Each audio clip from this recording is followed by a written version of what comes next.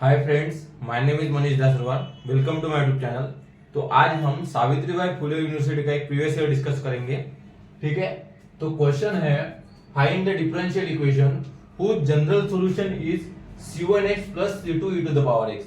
ठीक है, तो हमें एक डिफरेंशियल इक्वेशन निकालना है, उसका जनरल सॉल्यूशन हमें दिखे। ठीक है, तो जनरल सॉल्यूशन है y is equal to c1x plus c2 e to the power x।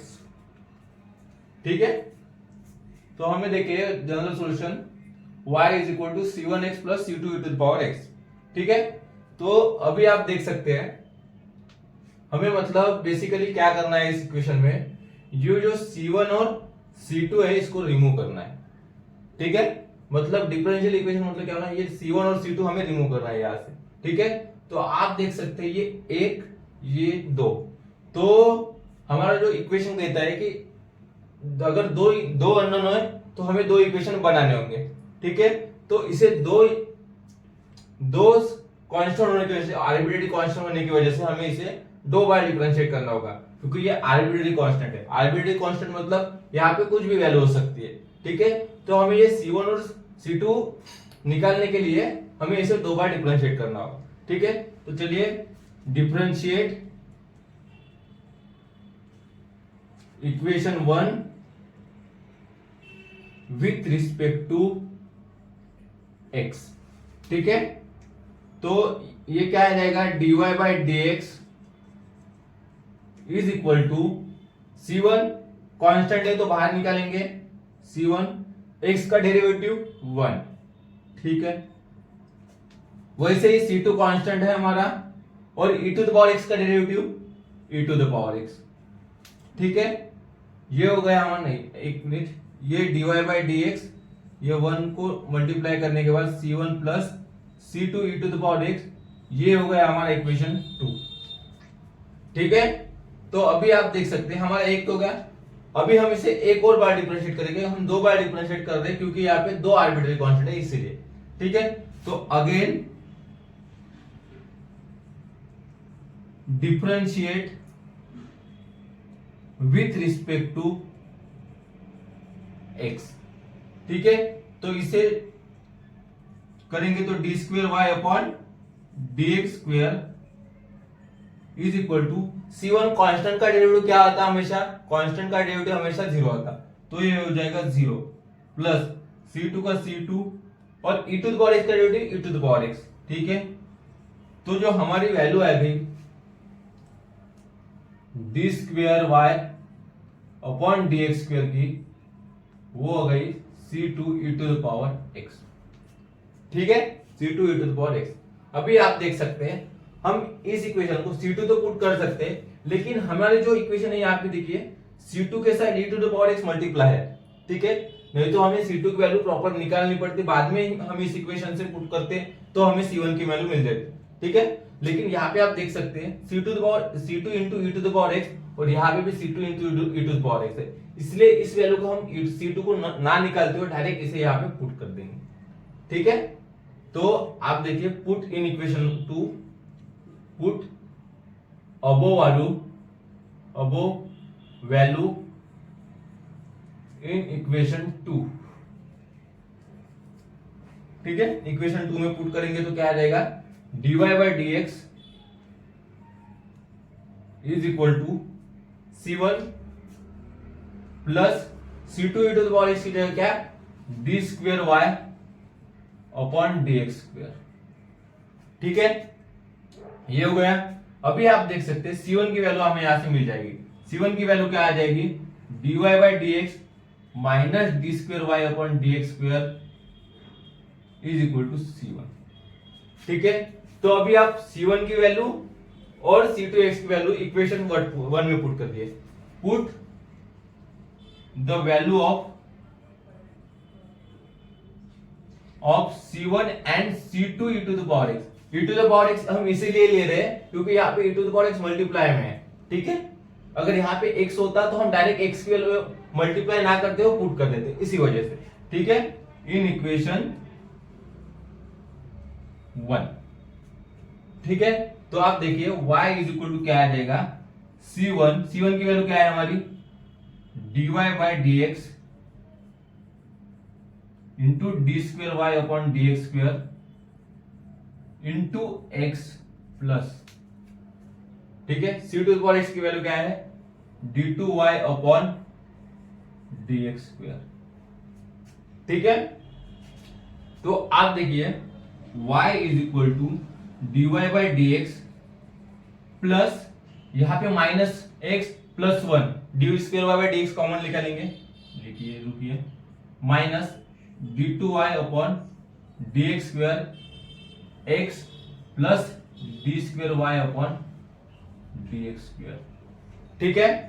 तो अभी आप देख सकते हैं अगर यहां से मैं D square Y upon D x square common ले लू, हाँ ठीक है, तो यहां से 1 माइनस एक्स हमारा ये आ जाएगा, ठीक है। तो 1 माइनस एक्स का अगर मैं इधर लेके आऊं y की तरफ तो ये प्लस हो जाएगा, तो आप देख सकते हैं 1 y plus X minus 1 upon D two Y upon D x square is equal to ये हमारा टर्म क्या है, dy by D X, X multiply में x dy by D X, ठीक है।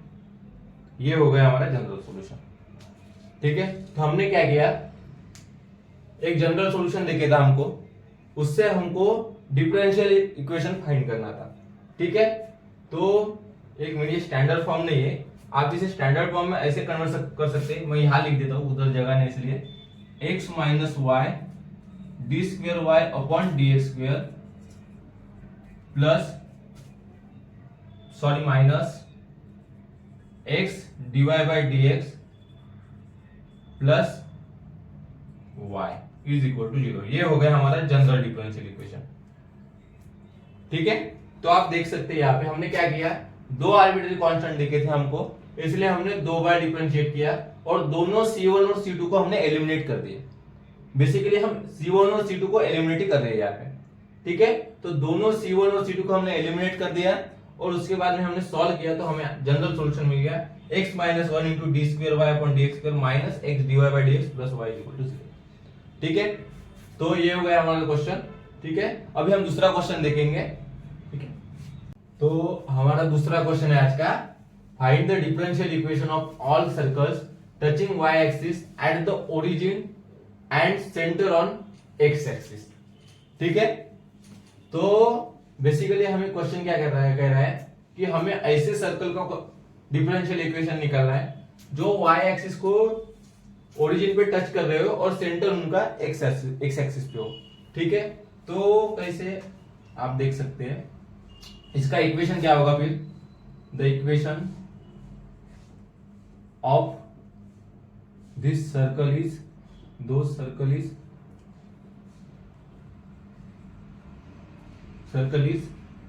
x minus a square plus y square is equal to a square, ठीक है। तो बेसिकली कैसे को सर्कल की बात कर रहे हैं यहाँ पे, देखिए ये हो गई हमारी y एक्सिस, ये x एक्सिस, ठीक है। तो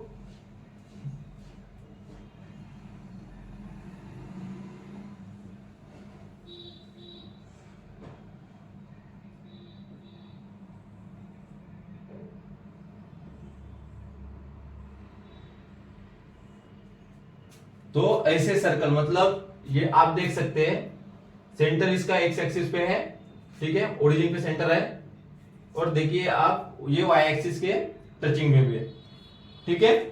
तो ऐसे सर्कल का हमें डिफरेंशियल इक्वेशन निकालना है, ठीक है। तो यहाँ पे आप देख सकते हैं जो a है हमारा रेडियस है, ठीक है, और y का जो कोएफिशिएंट है, y हमारा y एक्सिस का जो पॉइंट है सेंटर का वो 0 है, ठीक है। तो हमें ऐसे सर्कल का डिफरेंशियल इक्वेशन निकालना, ठीक है।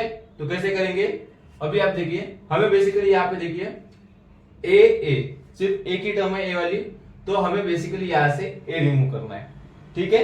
तो ए रिमूव कैसे करेंगे, पहले आप इसे खोल दीजिए, तो ए माइनस बी का होल स्क्वायर क्या होता, x square minus 2ax plus a square plus y square is equal to a square, यहाँ पे देखिए ए प्लस है प्लस ए दो कैंसल, ठीक है। तो हमारा इक्वेशन क्या आ जाएगा फिर x square minus 2ax plus y square is equal to 0, ठीक है। तो आप इसे ऐसा भी लिख सकते हैं x square plus y square is equal to 2ax, ठीक है। तो आप इसे डिफरेंशिएट कर दीजिए, differentiate with respect to x, ठीक है। तो क्या आ जाएगा x स्क्वायर का डिफरेंशिएट 2x, तो यार लेकिन y का डिफरेंशिएट 2y नहीं आएगा, क्या आ जाएगा 2y into dy by dx, क्योंकि हम इसे x के रिस्पेक्ट में डिफरेंशिएट कर रहे हैं y के नहीं, इसी वजह से dy बाय dx की टर्म आ जाएगी, ठीक है। और 2x का डेरिवेटिव 2a, ठीक है। तो अभी आप देखिए 2a की वैल्यू यहां पे पुट कर दीजिए, 2a की वैल्यू हमें मिल गई। आप a की वैल्यू पुट कर सकते, लेकिन 2 है ना यहाँ पे, इसलिए डायरेक्ट 2a की वैल्यू पुट कर दीजिए, ठीक है। तो क्या आ जाएगा put the value of 2a in 1 equation 1, ठीक है। तो पुट करेंगे तो क्या आ जाएगा x square plus y square is equal to 2a की जगह क्या पुट करेंगे हम 2x plus 2y dy by dx into x, ठीक है। तो खोल दीजिए इसे x square plus y square 2x into x क्या आ जाएगा 2x square plus 2xy dy by dx, ठीक है। तो अभी आप इसे इधर लेके आइए, ठीक है। तो क्या आ जाएगा 2x square y square x square minus 2x square minus x square, ठीक है, और 2xy dy बाय dx, ठीक है। तो ये हो गया हमारा required differential equation, this is the required differential equation, ठीक है।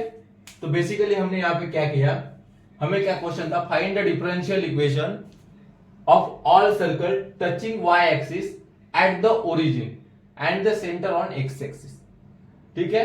तो हमें ऐसा सर्कल लेना था जो टचिंग वाई एक्सिस को टच कर रहा है, देखिए टचिंग कर रहा है, कहां पे करना चाहिए एट ओरिजिन पे, ठीक है।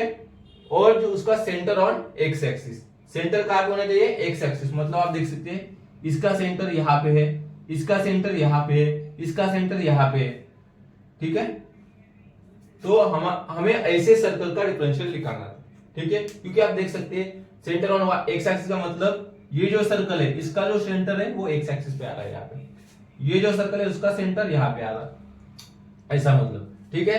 तो हमने यहाँ उसका इक्वेशन क्या होता है, सर्कल का जो जनरल इक्वेशन होता है वो क्या होता है x minus a square plus y minus b square is equal to k square, ठीक है। तो आप देख सकते हैं यहाँ पे पॉइंट भी सेम है और रेडियस भी सेम है, इसीलिए हमने ए स्क्वायर दोनों जगह कॉमन लिया है, ठीक है। तो और y का जो पॉइंट है वो 0 0 है, क्योंकि y हमेशा ओरिजिन पे सेंटर ले रहा है, ठीक है। तो हमने इस इक्वेशन बनाया x minus a square plus y square is equal to a square, इसको हमने एक्सपांड कर दिया, एक्सपांड करने के बाद ए स्क्वायर कैंसिल हो गया और हमें ये इक्वेशन मिल गया, और हमने इसे पिछले क्वेश्चन की तरह डिफरेंशिएट करके ए रिमूव कर दिया और हमें हमारा जनरल सॉल्यूशन मिल गया, ठीक है, डिफरेंशियल इक्वेशन मिल गया, ठीक है।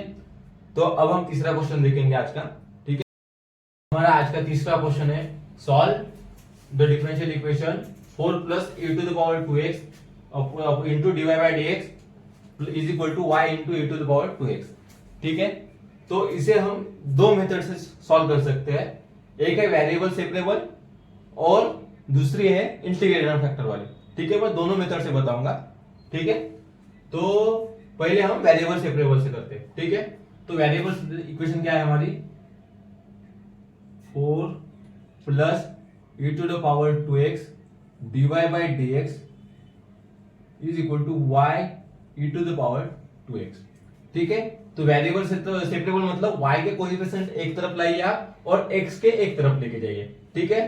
तो dy is equal to dy upon y यहाँ पे है तो y नीचे लेके आइए y, ठीक है। और ये dx उधर लेके जाइए e to the power 2x into dx upon ये क्या है 4 plus e to the power 2x वाली टर्म, ठीक है। तो ये पूरी की पूरी टर्म इधर लेके, ठीक है। ये हो गया हमारा वेरिएबल सेपरेबल। अब दो इंटीग्रेट ऑन बोथ साइड, ठीक है। बोथ साइड इंटीग्रेट करेंगे आप dy upon y is equal to e to the power 2x 4 plus e to the power 2x d, ठीक है। तो इंटीग्रेशन ऑफ 1 बाय y क्या हो जाएगा ln y, ठीक है। तो अभी आप देखिए आपको एक फॉर्मूला पता होगा, इसका एक term 4 plus e to the power 2x, ठीक है। इसका डेरिवेटिव ऊपर है, ऊपर दिख रहा है 4 plus e to the power 2 इसका derivative 2 into e to the power 8। आप यहाँ पे 2 एडजस्ट करेंगे तो आ जाएगा, लेकिन मैं एक बार आपको पुट करके बताता हूँ। डायरेक्ट भी आंसर आप ln 4 plus e to the power 2x लिख सकते हैं, ठीक है। तो आप क्या करें यहाँ पे इस इक्वेशन के लिए put 4 plus e to the power 2x is equal to t, ठीक है। पुट कर दिए तो डिफरेंशिएट किए 2 e to the power 2x dx is equal to dt, ठीक है। तो e to the power 2x dx is equal to dt, ये 2 इधर चला जाएगा 2, ठीक है। तो हमारा क्या आ जाएगा ln y is equal to integration of e to the power 2x into dx की जगह dt by 2 और 4 plus 2 e to the power 2x की जगह t, ठीक है, और dt, ठीक है। तो अभी आप इसे इंटीग्रेट कर दीजिए तो ln y is equal to 1 by 2 ln t plus ln c, ठीक है। ln c इसी वजह से हम ले रहे हैं, यहाँ पे आप देख सकते हैं ln दोनों तरफ है, बाद में ये कट कैंसिल हो जाएगा, ठीक है। इसलिए हमें e की पावर में आंसर नहीं चाहिए, ठीक है। तो आप देख सकते हैं ln y is equal to, आप इसे पावर में लेके जा सकते हैं, ठीक है। तो ln t into 1 by 2 plus ln c, ठीक है। तो ln y is equal to t to the पावर, ये ln a plus ln b, तो हम ln a पर a इंटू b लिख सकते हैं। तो ln t to the power 1 by 2 into c, ठीक है। तो y इक्वल टू क्या रहेगा c into t to the power 1 by 2, ठीक है। तो अभी हमने क्या पुट किया, t की जगह 4 plus e to the power 2x, तो हम इसे पुट कर देते हैं। तो y is equal to c into t की जगह क्या पुट करेंगे 4 plus e to the power 2x into 1 by 2, यहाँ पे 1 by 2 है तो हम इसे होल स्क्वायर कर देंगे, y square is equal to c square 4 plus e to the power 2x, ठीक है। तो y square is equal to, आप देख सकते हैं c स्क्वायर एक कांस्टेंट है, ठीक है। कांस्टेंट है कोई भी आर्बिट्रेरी कांस्टेंट, तो हम c स्क्वायर की जगह c1 भी लिख सकते हैं, मतलब यहाँ पे 2 होगा तो c1 मतलब 4 हो सकता है, इसीलिए हम आर्बिट्रेरी कांस्टेंट चेंज करके c1 लिख सकते हैं। तो हमारा आंसर क्या आएगा c1 to 4 plus e to the power 2x, this is our general solution. तो अभी हमने इसे वेरिएबल सेपरेबल से देख लिया था, अभी हम इसे इंटीग्रेटिंग फैक्टर की मदद से सॉल्व करेंगे, ठीक है। तो हमारा इक्वेशन क्या है 4 plus e to the power 2x into dy by dx y e to the power 2x, ठीक है। तो बेसिकली आप क्या कीजिए, अभी इस टर्म को इधर लेके आए, मतलब इंटू मैंने नेगेटिव में, अब देखिए 4 plus e to the power 2x dy by dx पूरी की पूरी टर्म को इधर लेके आइए, y e to the power 2x 0, ठीक है। ऐसा इसे अब क्या कीजिए, आप इसे नीचे लेके जाइए तो क्या आ जाएगा dy upon dx minus y e to the power 2x upon 4 plus e to the power 2x, ठीक है, इज इक्वल टू 0, क्योंकि 0 से आप किसी भी डिनोमिनेटर करोगे 0 ही आएगा।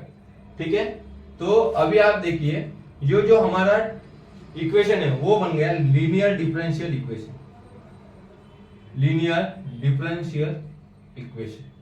ठीक है, तो लीनियर डिफरेंशियल इक्वेशन बन गया, तो हम इसे इंटीग्रेटिंग फैक्टर की मदद से सॉल्व कर सकते हैं। ठीक है, तो इंटीग्रेटिंग फैक्टर क्या है, फार्मूला क्या होता है हमारा इंटीग्रेटिंग फैक्टर। तो ये आप देखिए, पहले आप इसे कंपेयर करिए, dy/dx